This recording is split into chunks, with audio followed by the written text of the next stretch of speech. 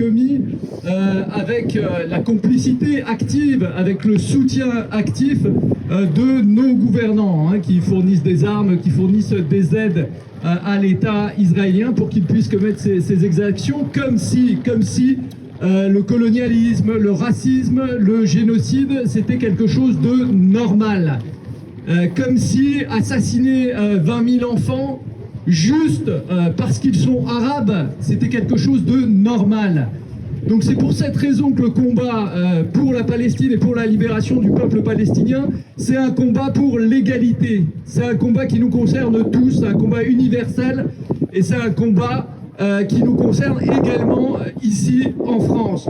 Donc nous ne lâcherons pas ce combat parce que c'est un combat qui est essentiel pour nous, qui est constitutif de ce que nous sommes, nous, à gauche. Alors on a des menaces en face, on a des menaces, on a la répression et on a même des propositions de loi. La proposition de loi Yadan, qui est encore dans les limbes, mais une proposition de loi similaire, jumelle, de monsieur le sénateur Le Rudulier, qui a été déposée, elle, devant le bureau du Sénat et qui assimile la lutte pour la libération de la Palestine, la lutte contre les exactions d'Israël à l'antisémitisme, comme si les horreurs qui étaient commises en Palestine par l'armée israélienne, c'était quelque chose de sémite. Donc les antisémites, en réalité, c'est eux, c'est pas nous. Nous, notre position, elle est très claire. Nous, notre position, c'est de dire que tout ça n'a rien à voir avec la religion et tout avec le crime.